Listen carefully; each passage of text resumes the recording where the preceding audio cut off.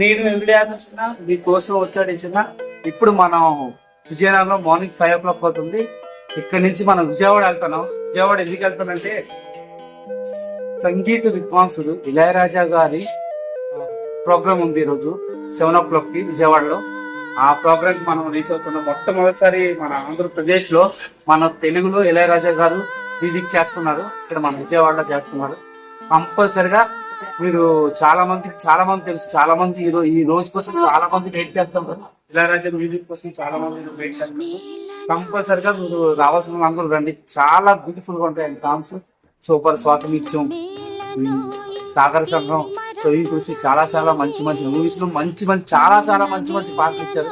మన తెలుగే కాకుండా తమిళ, కన్నడ అన్ని భాషల్లో కూడా ఆయన సాంగ్స్ చాలా బాగా చేశారు.